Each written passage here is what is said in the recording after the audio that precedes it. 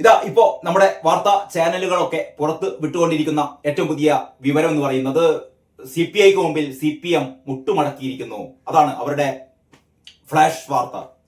CPIക്ക് മുമ്പിൽ CPM മുട്ടുമടക്കിയിരിക്കുന്നു. അവരിതാ ഈ PM Shri നടപ്പാക്കുന്നതിൽ നിന്ന് PM ശ്രീ നടപ്പാക്കുന്നതിൽ നിന്ന് പിന്നോട്ട് പോകുന്നു. ധാരണാപത്രത്തിൽ ഒപ്പുവെച്ചത് റദ്ദാക്കുകയാണ്. ധാരണാപത്രത്തിൽ ഒപ്പുവെച്ചത് റദ്ദാക്കുകയാണ് എന്ന് കേന്ദ്രത്തെ അറിയിക്കാൻ CPM പോകുന്നു എന്നുള്ളതാണ്. എനിക്ക് തോന്നുന്നു 24 ന്യൂസ് ചാനലാണ് ഇത് ആദ്യം ബ്രേക്ക് ചെയ്തത്. അതിനുശേഷം ഏഷ്യാനെറ്റും മറ്റു ചാനലുകളൊക്കെ ഇത് കാണിച്ചുകൊണ്ടിരിക്കുന്നു, ഈ വാർത്ത കാണിച്ചുകൊണ്ടിരിക്കുന്നു. അപ്പൊ ഏതായാലും വൈകുന്നേരത്തെ ഈ മന്ത്രിസഭാ യോഗത്തിൽ CPI വിട്ടുനിൽക്കും എന്നൊക്കെയായിരുന്നു നമ്മൾ നേരത്തെ കേട്ടിരുന്നത്. ഇനിയിപ്പോ എന്ത് സംഭവിക്കുന്നത് നമുക്ക് കാത്തിരുന്ന് കാണാം. ഇതിന്റെ ഏറ്റവും രസകരമായ കാര്യം എന്താണെന്നറിയോ? ശരിക്കും CPMകാരുണ്ടല്ലോ, CPMകാർ കാരണഭൂതം CPIക്കാരെ ശരിക്കും പച്ച മലയാളത്തിൽ പറഞ്ഞാൽ അത് എനിക്കിവിടെ പറയാൻ ഒരു പൊതു പ്ലാറ്റ്ഫോമിൽ പറയാൻ പറ്റാത്ത വാക്കായതുകൊണ്ട് ഞാൻ അത് ഉപയോഗിക്കുന്നില്ല. ശരിക്ക് CPIക്കാരെ നല്ല സംസ്കൃതത്തിൽ പറഞ്ഞാൽ CPIക്കാരെ പറഞ്ഞു പറ്റിക്കുകയാണ്. ഒന്ന് ആലോചിച്ച് നോക്കിയാട്ടെ. അതായത് ഈ ധാരണാപത്രത്തിൽ ഒപ്പുവെച്ച ധാരണാപത്രത്തിൽ നിന്ന് എങ്ങനെയാണ് ഇത് റദ്ദാക്കാൻ പറ്റുക? ഇപ്പൊ നമ്മൾ കേൾക്കുന്നത് ധാരണാപത്രത്തിൽ നിന്ന് ഞങ്ങൾ പിന്മാറുമെന്ന് കേന്ദ്രത്തെ അറിയിക്കുമെന്ന് MA ബേബി D രാജയ്ക്ക് ഉറപ്പ് നൽകിയിരിക്കുന്നു. D രാജയ്ക്ക് കത്തിന്റെ ഒരു ഡ്രാഫ്റ്റ് കൂടി കൊടുത്തതാണ് കേൾക്കുന്നത് കേട്ടോ. അതായത് ഞങ്ങൾ ഇതാ ഈ ധാരണാപത്രത്തിൽ നിന്ന് ഞങ്ങൾ പിന്മാറുകയാണ്, ഗുഡ് ബൈ എന്നൊക്കെ പറഞ്ഞിട്ട് കേന്ദ്രത്തിന് അയക്കുന്ന കത്തിന്റെ രൂപം D രാജയ്ക്ക് MA ബേബി കൈമാറിയത്രേ. എന്ത് തമാശയാണത്? കേന്ദ്രവുമായി ഉണ്ടാക്കിയ ഒരു ധാരണാപത്രത്തിൽ നിന്ന് പിന്മാറാൻ എന്തെങ്കിലും കാരണം വേണ്ടോ? കേന്ദ്രത്തിനോട് എന്ത് കാരണം പറയാ? ഞങ്ങൾ ഇവിടെ ഈ CPIക്കാര് ഞങ്ങൾ കുത്തുന്നു, CPIക്കാര് സമ്മതിക്കുന്നില്ല, CPIക്കാര് മന്ത്രിമാര് ഞങ്ങളെ മന്ത്രിസഭാ യോഗത്തിൽ പങ്കെടുക്കുന്നില്ല, ഇവർ ചിലപ്പം ഈ മന്ത്രിമാരെ പിൻവലിച്ചേക്കും, അല്ലെങ്കിൽ ഇവർ ചിലപ്പം ഈ മന്ത്രിസഭയ്ക്കുള്ള പിന്തുണ പിൻവലിച്ചേക്കും, ഇവർ UDF പോയേക്കും, അതുകൊണ്ട് ഞങ്ങൾ ഇതിൽ ഒപ്പിടുന്നില്ല എന്നാണോ കേന്ദ്രത്തിനോട് പറയാ? എടോ കാരണഭൂത എന്തൊക്കെയാണ് കളിക്കുന്നതെന്നേ ശിവൻകുട്ടി മിണ്ടുന്നില്ല. ശിവൻകുട്ടി ഇന്നലെ ശിവൻകുട്ടി ഛർദ്ദിച്ചത് കുറെ കാലമായിട്ട് CPMന്റെ നേതാക്കന്മാർ മുഴുവനും ഇവരുടെ പ്രഭാത ഭക്ഷണം എന്ന് പറഞ്ഞാൽ തലേന്ന് രാത്രി ഛർദ്ദിച്ച് തിന്നുക എന്നുള്ളതാണ്. നമ്മൾ ഈ പഴങ്കഞ്ഞി കുടിക്കാന്നൊക്കെ കേട്ടിട്ടുണ്ടല്ലോ, അത് ഒരു ആരോഗ്യകരമായ ഭക്ഷണമാണെന്നാണ് നമ്മളൊക്കെ കേട്ടത്. അതിന് പകരം CPMമാർ ചെയ്യുന്നത് തലേന്ന് മുഴുവൻ ഛർദ്ദിച്ചത് ഇങ്ങനെ പാത്രത്തിലാക്കി വെക്കും, എന്നിട്ട് പിറ്റേന്ന് രാവിലെ അതൊക്കെ നല്ല സ്വാദിഷ്ടമായി ഇങ്ങനെ ചീരാമുളകും കൂട്ടിക്കാണ്ട് ഞെമിണ്ടി തിന്നു. ഇതാണ് നടത്തിക്കൊണ്ടിരിക്കുന്നത്. ശിവൻകുട്ടി ഇന്നലെ പറഞ്ഞത് ഇത് കുട്ടികൾക്ക് വേണ്ടിയിട്ടാണ് ഞങ്ങൾ ഇങ്ങനെയൊക്കെ ചെയ്യുന്നത്. അതിന് മുമ്പ് പറഞ്ഞത് ഞങ്ങൾ ഫണ്ട് കിട്ടാൻ വേണ്ടിയിട്ടാണ് ചെയ്യുന്നത്, കുട്ടികൾക്ക് വേണ്ടിയിട്ടാണ് ചെയ്യുന്നത് എന്നൊക്കെ പറഞ്ഞ ഇവർ യഥാർത്ഥത്തിൽ ഒപ്പുവെക്കാൻ വേണ്ടി തീരുമാനിച്ചത് നമുക്കൊക്കെ അറിയാം. കാരണഭൂതം ഡൽഹിയിൽ പോയിട്ട് അമിത്ഷായെ കാണുന്നു, നരേന്ദ്രമോദിയെ കാണുന്നു, നിർമ്മലാ സീതാരാമനെ കാണുന്നു, മോന് വന്ന ED നോട്ടീസ് പിൻവലിപ്പിക്കണം, പിന്നെ ലാവ്ലിൻ കേസ് എന്തായാലും നേരത്തെ ചില അഡ്ജസ്റ്റ്മെന്റുകളുടെ പ്രകാരം നമുക്ക് 40 പ്രാവശ്യം ലാവ്ലിൻ കേസ് നീട്ടിവെച്ചതാണ്. മോൾ CMRL കമ്പനിയുമായുള്ള ഈ അവിഹിത ഇടപാട് അഴിമതി, മാസപ്പടി അഴിമതി, അതിന്റെ പേരിൽ FSIO അന്വേഷണം എന്ന് പറഞ്ഞാൽ വീണക്ക് 10 വർഷം വരെ വീണയെ തടവിലിട്ടേക്കാവുന്ന അതിഗുരുതരമായ സാമ്പത്തിക കുറ്റം, അത് സംബന്ധിച്ചുള്ള കേസ് നടക്കുന്ന SFIOയുടെ അന്വേഷണം മരവിപ്പിക്കണം. ഇതൊക്കെയായിരുന്നു പിണറായിയുടെ ആവശ്യം കേട്ടോ. ഇന്നത്തെ പത്രത്തിലുണ്ട്. അതായത് SFIO കേസിൽ ഇന്നലെ യഥാർത്ഥത്തിൽ അതിന്റെ അന്തിമവാദം നടക്കേണ്ടതിൽ നിന്ന് SFIOയുടെ അഭിഭാഷകർ വന്നില്ല. ഒന്ന് ആലോചിച്ച് നോക്കണം. SFIO കേസില് അന്തിമവാദം നടക്കേണ്ട തീയതിയിൽ SFIOയുടെയും കേന്ദ്രത്തിന്റെയും അഭിഭാഷകർ വന്നില്ലത്രേ. ഇത് 14ാമത്തെ തവണയാണ് ഇത് മാറ്റിവെക്കുന്നത്. ലാവ്ലിൻ കേസ് 40 തവണ മാറ്റിവെച്ചപ്പോ മോളെ കേസ് 14 തവണ മാറ്റിവെക്കുകയാണ്. ഇനി ജനുവരിയിലാണ്. ജനുവരി അവസാനം എപ്പോഴാണ് ഈ കേസ് പോസ്റ്റ് ചെയ്തത്?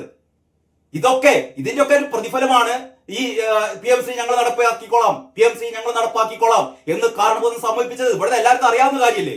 മാത്രമല്ല ഉത്തരേന്ത്യയിൽ മുഴുവൻ, മറ്റ് സംസ്ഥാനങ്ങളിൽ മുഴുവൻ BJP ഇത് വളരെ വളരെ വലിയ പ്രോപ്പഗൻഡയാണ് കൊടുത്തുകൊണ്ടിരിക്കുന്നത്. ഞങ്ങളുടെ പദ്ധതി ഈ പദ്ധതിയിൽ നിന്ന്, അതായത് PM ശ്രീ പദ്ധതിയിൽ നിന്ന്, അല്ലെങ്കിൽ നാഷണൽ എഡ്യൂക്കേഷൻ പോളിസിയിൽ നിന്ന് ഇത് കോൺഗ്രസ് ഗവൺമെന്റുകൾ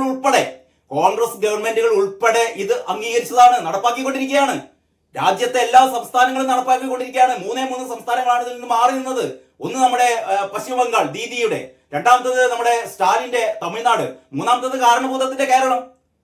അവസാനം കാരണഭൂതത്തിന്റെ കേരളത്തിൽ നിന്ന് പിന്മാറി എന്ന് പറഞ്ഞാൽ ഇത് BJPക്ക് ഭയങ്കര മൈലേജ് അല്ലേ എന്ന് പറഞ്ഞാൽ നാഷണൽ എഡ്യൂക്കേഷൻ പോളിസി ആര് കൂടി അംഗീകരിച്ചിരിക്കുന്നു?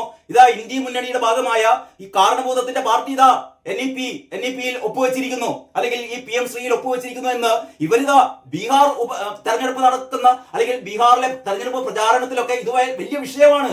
ഇന്ത്യ സഖ്യം എന്ന് പറയാൻ എത്രയേ ഉള്ളൂ. ഇന്ത്യ സഖ്യം നടപ്പാക്കുന്നത് ഞങ്ങളുടെ പരിപാടിയാണെന്നാണ് നരേന്ദ്രമോദി പറയുന്നത്, അമിത്ഷാ പറയുന്നത്. ഞങ്ങളുടെ പരിപാടിയാണ് നിങ്ങളുടെ സഖ്യകക്ഷികൾ നടപ്പാക്കുന്നത്. പിന്നെ നിങ്ങൾക്ക് എന്ത് ഇന്ത്യ സഖ്യം? അപ്പൊ ഇത് ബി.ജെ.പി അതിന്റെ അനുസരിച്ച് ബി.ജെ.പി മുതലെടുക്കുന്നു. അതല്ല പ്രശ്നം. ഇവിടത്തെ പ്രധാന പ്രശ്നം എന്ന് പറഞ്ഞാൽ CPM-ന്റെ ഒരു ഗതികേടൊന്ന് ആലോചിച്ച് നോക്കണം.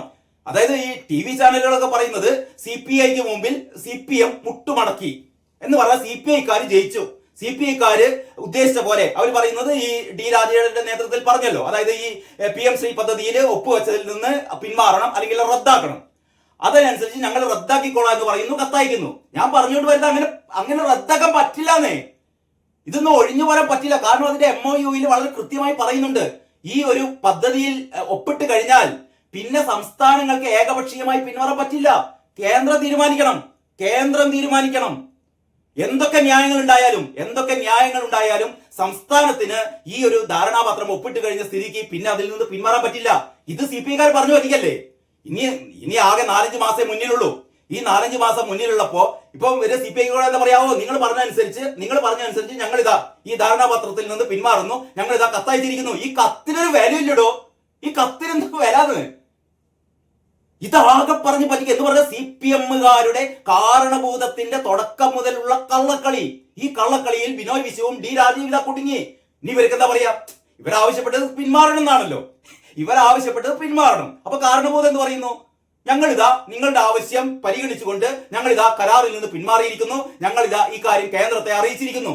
ഇവര് കൈ കഴുകുന്നു. പക്ഷെ ഈ കരാറിൽ നിന്ന് പിന്മാറാൻ പറ്റുമോ? ഇല്ല. കരാറായിട്ട് തന്നെ ഉണ്ട്. അപ്പൊ പറയും ഞങ്ങൾ എന്ത് ചെയ്യാൻ? അപ്പോഴേക്കും ശിവൻകുട്ടിയും കാരണഭൂതവും ചോദിക്കുക ബിനോയ് വിശ്വത്തോട്, എന്റെ ബിനോയ് വിശ്വം, ഞങ്ങൾ കേന്ദ്രത്തിന് കത്തെഴുതി, ഇനി ഞങ്ങൾക്ക് എന്താ ചെയ്യാൻ പറ്റുക? അപ്പം പിന്നെ ബിനോയ് വിശ്വം പിന്നെ എന്താ പറയാ, ഞങ്ങളുടെ ആവശ്യം നിങ്ങൾ അംഗീകരിച്ചു, കത്തെഴുതിയാലും ഫലത്തിൽ PM ശ്രീ പദ്ധതിയിൽ കേരളം ഉൾപ്പെട്ട് കഴിഞ്ഞു. ഇത് 2024 മാർച്ചില് അന്നത്തെ പ്രിൻസിപ്പൽ സെക്രട്ടറി ആയിരുന്ന റാണി ജോർജ് അന്നത്തെ എന്താ പറയാ കേന്ദ്രത്തിന് അന്ന് കത്തെഴുതിയിരുന്നു. അത് സാമൂഹ്യ മാധ്യമങ്ങളിലൊക്കെ ഉണ്ട്, നിങ്ങൾക്ക് അത് അവൈലബിൾ ആണ്. അതിൽ വളരെ കൃത്യമായി പറയുന്നു, 2024 മാർച്ചിൽ എഴുതിയ കത്താണ്.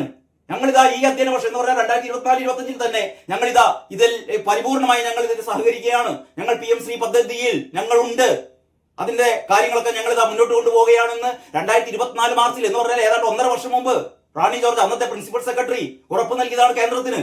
അതിന്റെ തുടർച്ചയെന്നോണമാണ് എന്ത് ചെയ്യുന്നത്, ഇതിൽ ഒപ്പുവെക്കുന്നത്.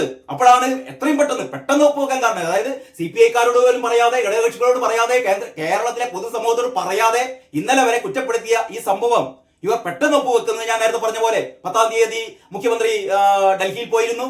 കാരണം മുഖ്യമന്ത്രിയുടെ മകന് ED-യുടെ ഈ സമൻസ് വന്ന് കിടക്കുന്നു. അത് ഏത് നിമിഷവും അത് വീണ്ടും അത് പൊങ്ങി വന്നേക്കാം. മോൾക്ക് FSIOയുടെ ഈ അന്വേഷണം, FSIOയുടെ ഈ അന്തിമവാദം കോടതിയിൽ തുടങ്ങാൻ വേണ്ടി പോകുന്നു. ഈ രണ്ട് മക്കളും ജയിലിലേക്ക് പോവുകയാണ്. പിന്നാലെ കാരണഭൂതവും ജയിലിലേക്ക് പോകുമെന്ന് പറയുന്ന ഏറ്റവും പരിതാപകരമായ ഞെട്ടിപ്പിക്കുന്ന ഒരു കാര്യം വന്നപ്പോഴാണ് കാരണഭൂതം വെച്ച് പിടിച്ചത് ഡൽഹിക്ക്. അവിടെ പോയി കണ്ട് അമിത്ഷായുടെയും നരേന്ദ്രമോദിയുടെയും നിർമ്മലാ സീതാരാമന്റെയും ഒക്കെ കാൽക്കൽ വീണ് ഇയാൾ പൊട്ടിക്കരഞ്ഞു, അലറിക്കരഞ്ഞു. ആ കരച്ചില് കേരളം വരെ കേട്ടിട്ടുണ്ടെന്നാ പറയുന്നത്. അപ്പോഴാണ് അവസാനം അമിത്ഷായും നരേന്ദ്രമോദിയൊക്കെ പറയുന്നത്, പോയി കണ്ട് PM ശ്രീയിൽ ഒപ്പിടണോ എന്നിട്ട് പോവാന്ന് പറഞ്ഞു. അപ്പോഴാണ് വരുമ്പോഴത്തേക്ക് എന്നെ PM ശ്രീയാണ് ഒപ്പിട്ടത്. ഇതാണ് സംഭവിച്ചത്. കേരളത്തിലെ ജനങ്ങളെ ആകെ വിഡ്ഢികളാക്കി, CPI-യെയും വിഡ്ഢികളാക്കി. അതാണ് ഏറ്റവും വലിയ രസം. CPI-യെയും വിഡ്ഢികളാക്കിയിരിക്കുന്നു. CPI-ക്ക് ഇനിയൊന്നും പറയാനില്ല. CPI-ക്ക് വേണമെങ്കിൽ പൊതുസമൂഹത്തിൽ പറയാം, ഞങ്ങൾ ആവശ്യപ്പെട്ടതുകൊണ്ട് അത് CPM അംഗീകരിച്ചു. CPM-ന് എന്ത് പറയും? CPI ആവശ്യപ്പെട്ടതുകൊണ്ട് ഞങ്ങൾ കേന്ദ്രത്തിന് കത്തയച്ചിരിക്കുന്നു. വേണം വീണ്ടും കേന്ദ്രത്തിന് കുറ്റപ്പെടുത്താം. ഞങ്ങൾ കത്തൊക്കെ അയച്ചിട്ടുണ്ട്, ഞങ്ങൾ ഇതിൽ പിന്മാറുകയാണെന്ന് കത്തൊക്കെ അയച്ചിട്ടുണ്ട് കേട്ടോ. പക്ഷെ അവരിത് അംഗീകരിക്കാൻ ഞങ്ങൾ എന്ത് ചെയ്യാനാണെന്നേ. ഇവിടെ ആകെ പെട്ടത് ശിവൻകുട്ടിയാണ് കേട്ടോ. ഇത് കുട്ടിയേക്ക് വേണ്ടിയിട്ടാണ്. ഇനിയിപ്പോ കുട്ടിയേക്ക് വേണ്ടിയിട്ടൊന്നുമല്ലല്ലോ. ഇനിയിപ്പോ കുട്ടിയേക്ക് വേണ്ടിയിട്ടാണ്. ഇപ്പൊ എന്താ പറയാ, അതാ ഞാൻ നേരത്തെ പറഞ്ഞത്, പണ്ട് ഛർദിച്ചത് മുഴുവൻ നക്കി തിന്ന് അന്തംഗമ്മികളെ, നിങ്ങളുടെ സ്ഥിര സ്വഭാവമാണല്ലോ. കഷ്ടം